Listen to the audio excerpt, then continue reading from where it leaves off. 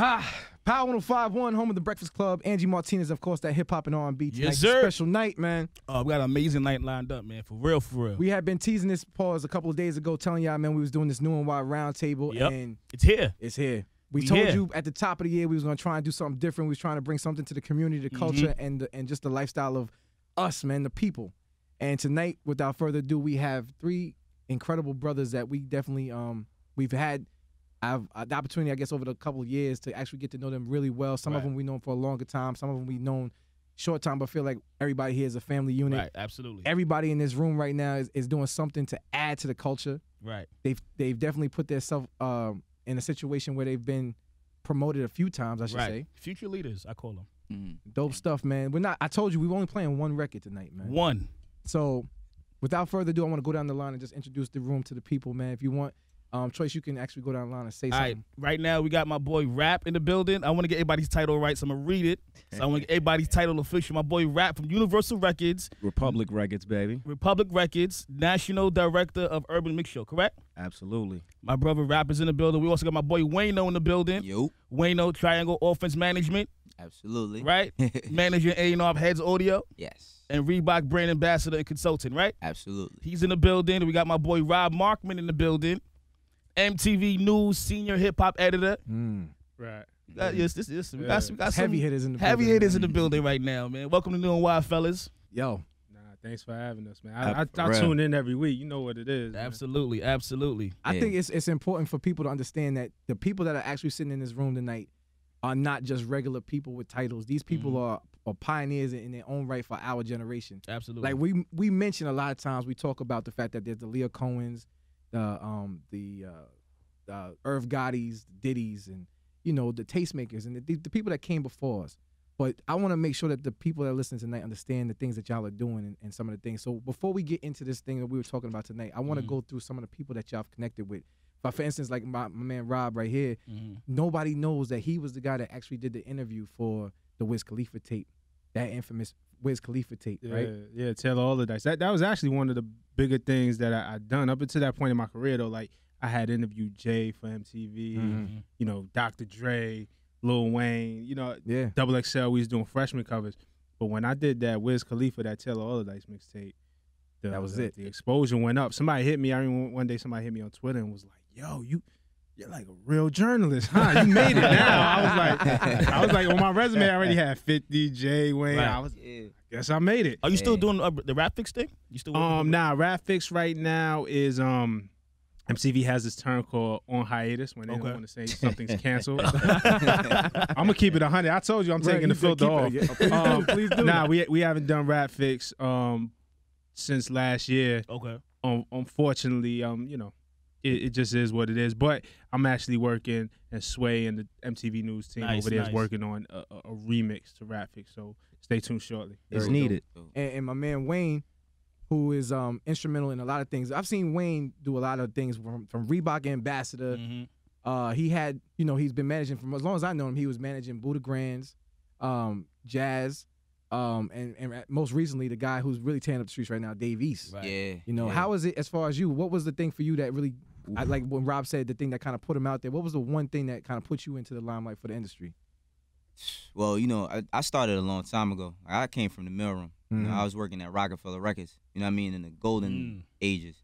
So, like, I was a kid, though. I wasn't thinking business-minded. Right. So, it's like, with Dave, what's really happened is that, like, me getting to have this exposure on a business level now. Okay. You know what I mean? Yeah. Like, before I was just a worker. Now I'm really becoming, like, a boss, like, and experiencing the ups and the downs of really doing this on your own, you know what I'm saying? Yeah. I thought he was gonna say that his claim to fame was when Meek Mill retweeted him recently. Oh nah, come on. Meek my homie, man. Yeah. I knew Meek when he had the box braids, man. Yeah. That's my man. Yeah.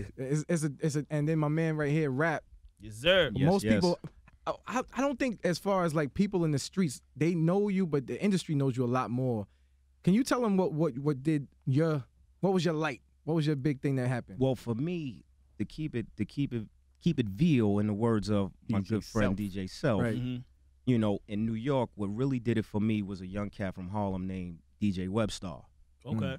him and a young lady by the name of Young B had a record called Chicken Noodle Soup, probably a decade ago, or maybe about 8.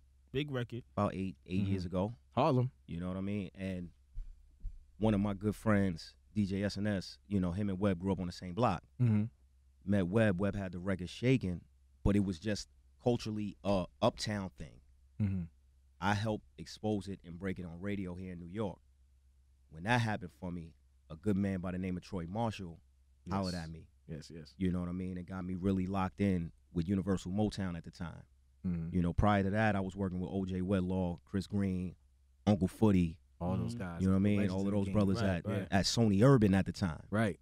You know, which was my introduction. As you said, the mailroom, not for me, it was more interning. You know, but my path was God bless me. My path was an easy pass. Right. You know what I mean? I took the skip line. Right. You know what I mean? I did the skip line, but really the Webb record, to go back to your question, the Webb record changed my life.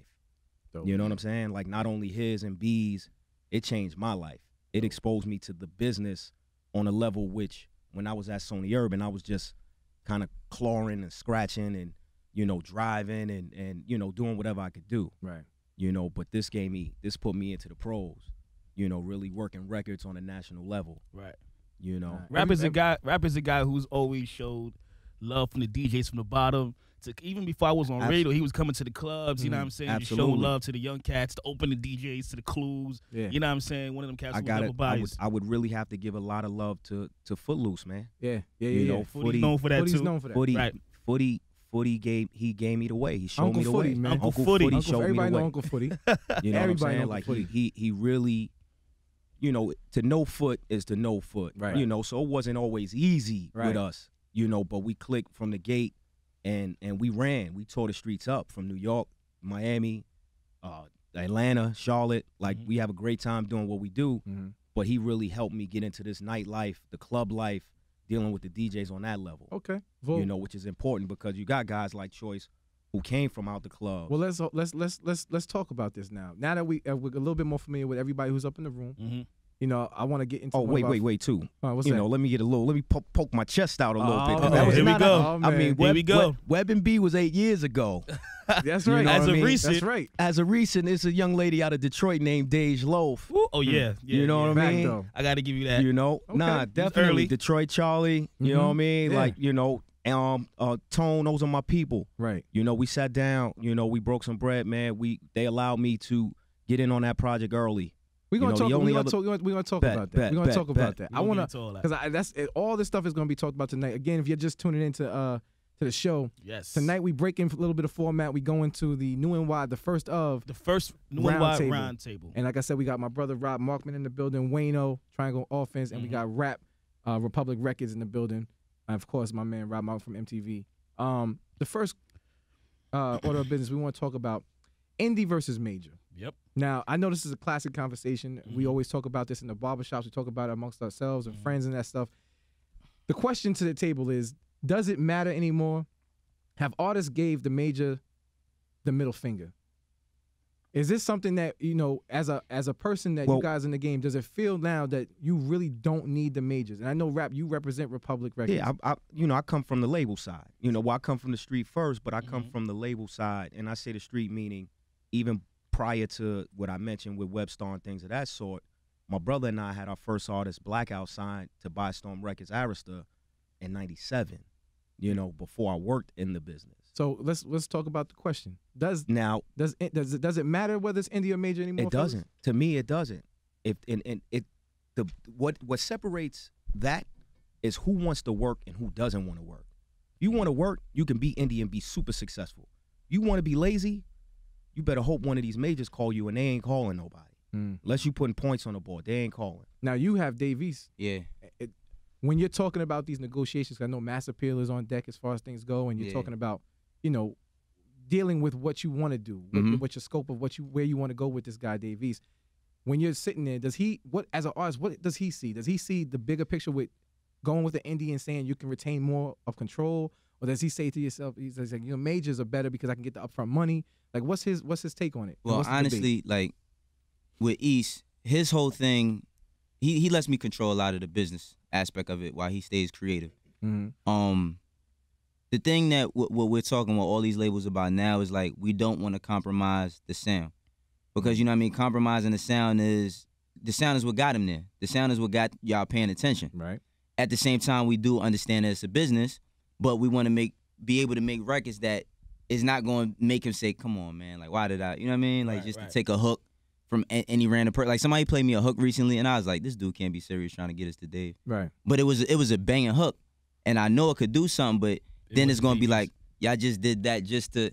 And the thing is like, I always had this saying, like, if it's gonna take me 5 years to get $1 million, I'd rather take 5 years than take 1 year. Right. Because everything that's gonna come with that upfront million, you know, it's gonna have them running everything we want to do, telling us what to do when we can and can't. You know what I mean? It's raw. Yeah, Like, what's your perspective? it all boils down. Do majors still matter? Like That's what I'm indie asking. versus majors. Yes, of course it does, because it puts you on a bigger platform. But as an artist, it's more about what you're able to negotiate. Mhm. And you know, I think that goes back to what rap is saying: who wants to work for it or who don't. So your indie grind will dictate how much you can move on a major level. So when you get in the majors, they either gonna tell you what to do and pick things out, and you're gonna have no kind of creative control and wave in the wind. Or if you proved already that you could do it independent, you can negotiate more, and then you get put on a bigger platform. I mean, radio is still important, Right. And a lot of things that independent artists struggle with is getting placement on radio and sustaining, you know, visibility on radio. Yeah. You know what I'm saying? And majors definitely have a foot up against. I think majors are important depending on your grind. Like the same thing you just said, it depends on your grind. It's like with Wiz Khalifa, right? He was doing great indie, Right. but being major took him Black over and the Yellow, top. number Yeah. one record. And look at Mac Miller on another side. Mac Miller's on the same Right. indie With the label, with the Rostrum stuff. Records. Mac Miller never really had a radio record, Right. but he didn't transition like Wiz did. Wiz transitioned to Atlantic. They were able to work radio. It was a little bit different. Who but won- Mac's still who- successful. I was gonna say who won that tug of war with the indie major? Because if Mac stayed indie, which he did, Right.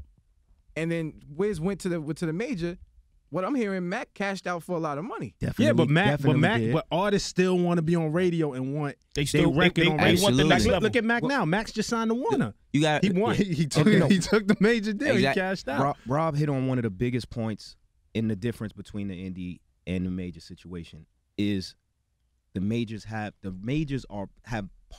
partnerships with the radio stations. So they are going to get those slots that these indies, they're just going to get boxed out. Right. So that's important.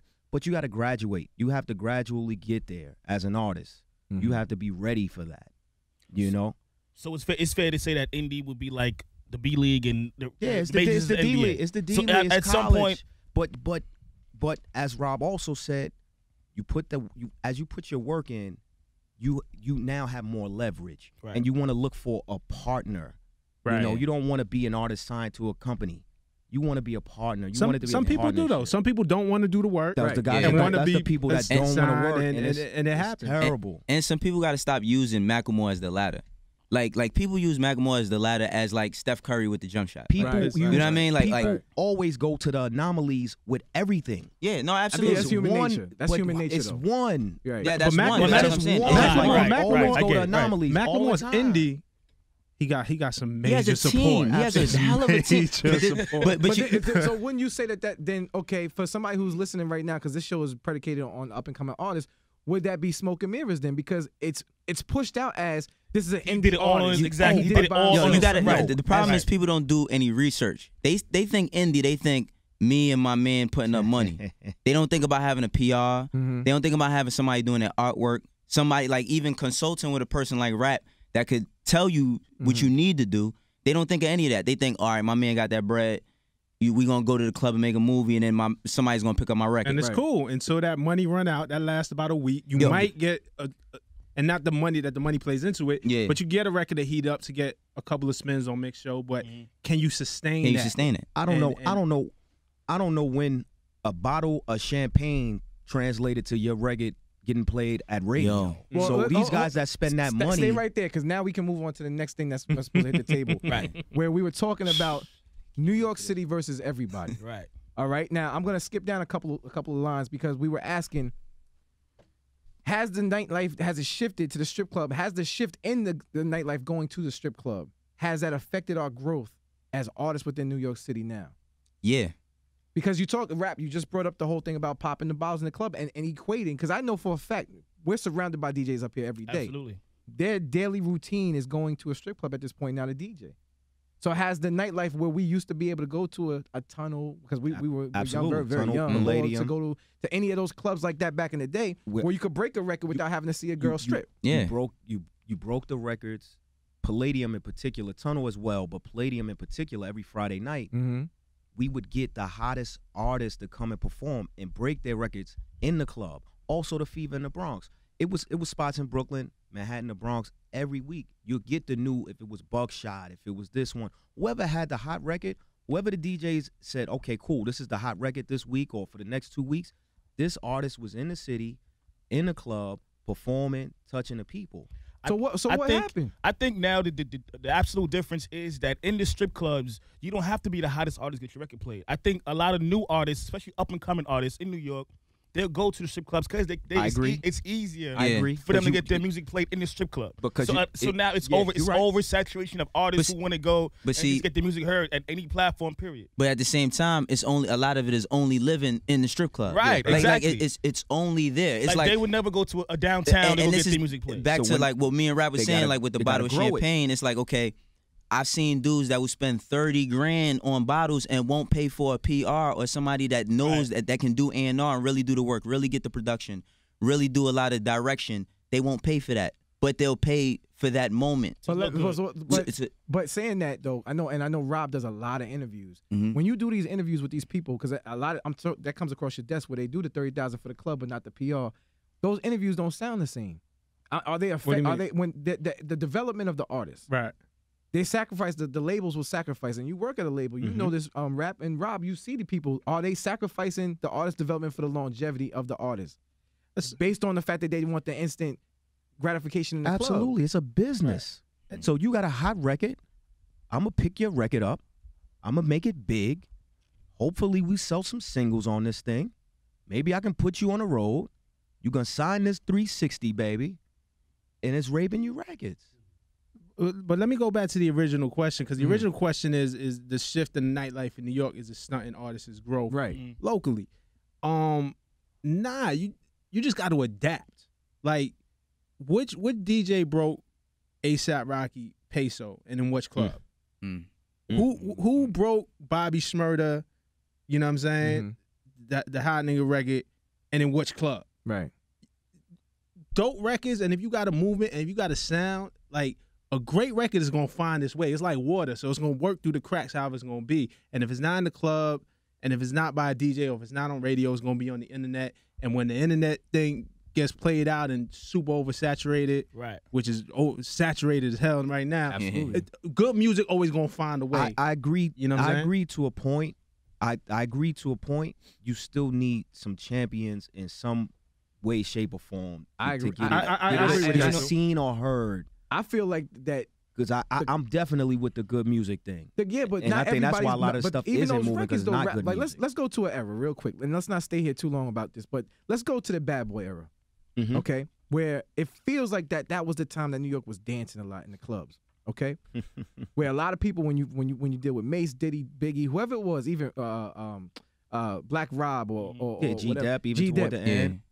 That movement right there was predicated on seeing the lifestyle move around. Do you? And I'm gonna say this again. Does it feel like because New York has been so more saturated with the bottle chick and the strip clubs that's dictating the type of style of music? Because we spoke about BPMs last week. Well, are we stuck in that zone with the trap and going to the house of the girl? I think it is like, all right, because originally I came up doing A&R, so it's like when I hear a record. I had a dude like play me a record one time, and he was talking about Gucci and all this other stuff, and I'm like, why are you making a record like that? He's like, because that's what people want to hear. So he would rather do what he thinks people wants to hear than be himself. Right. You know what I'm saying? So I think it has damn, I'm lost. Don't worry about him. But that's the problem anyway. I'll pick the rock up just to touch on what you were speaking of, man. My brothers and I, we have a saying where we come from. We'll rather lose being us than lose being somebody else. I can't pretend to be somebody else and then say, hey guys, no, but that really wasn't me. Like, check me out now. I'm gonna give you me. So you making records to appease other people. Just be yourself. And you bringing up the ASAP Mob and some of the newer New York guys. They're not scared to be themselves, and I think that's a big reason why they cut through. Smurda and these brothers, the GS9 brothers, what they're also portraying besides the imagery of the hood is they bringing back the fun, and that's what Puff and them gave us. They gave us fun. That's a good point. When MTV and BET and other networks started showing rap outside of New York, us as New Yorkers, we started watching Master P and them and how they live and how they move, and we were influenced by that. Then now we have this world star and this whole web thing, so everybody now has a chance. They all have a fair chance on this competition on the level of New York and everybody else. You know what I mean? Yeah. Now, Rob was saying something too. What was you saying? You was just to go back to the original point a little bit. I don't know that our growth is necessarily stunted. It just is what it is. Like, everything has a time. It kind of goes back to what Rap is saying. Like, listen, the whole concept of a New York sound, right? First of all, like, nobody wants to hear, and no disrespect, but DJ Premier, Pete Rock, like, their era was their era, and that was great for that time. There's a new era. Everybody's looking for the new New York rapper, right? Right. And the problem is, where's the New York producer? Where's the new sound coming out of New York? That's one of our biggest topics on the show. Mustard in L.A. Yeah, absolutely. Zaytoven, Metro Boomin, like, whoever in Atlanta. Like, New York don't really got to produce. We don't have a real sound. Why is that? Is that because and who was controlling that? Because you're saying he has producers on his roster. Shout out to Buddha Grands, and we know all of us in this room know a bevy of New York producers. I mean, every time we go to a meeting, any one of us in this room could talk about this now. We go talk to A&R. We might all of us have artists that we work. We play most of the records. Most of the records that's produced out of New York producers.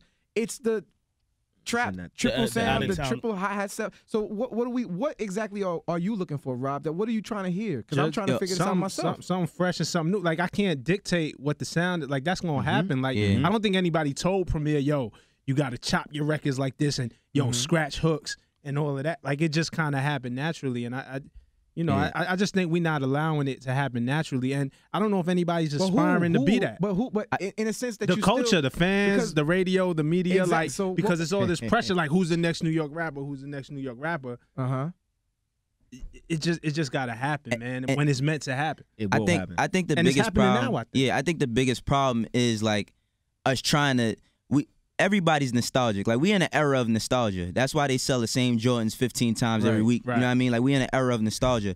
But we're chasing, like, everybody wants to chase that golden sound. Like, that time was that time. And they don't really want it, and they don't want it. They don't want it. Because DJ Premier and Royce the 5'9" just put out a banger. Yeah, that's a banger. And they don't want it.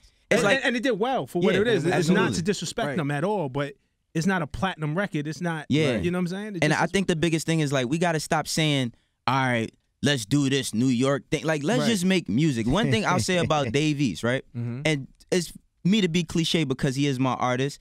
He does not want to be the New York guy that they're going to put the American New York flag on his back and all that. He just wants to make music. So then let's stay here. Let's get really real with this. Troy Ave. All right? 2-3 years. Definitely been championing his records here on New and Wide. Definitely been trying to make sure that he's held down. Is it quality music? No. Isn't it an overkill with the fact that he goes so hard on trying to say that he's the New York sound? Is that something that's turning? I think you is limit he hurting yourself. the brand in New? Is he hurting us in New York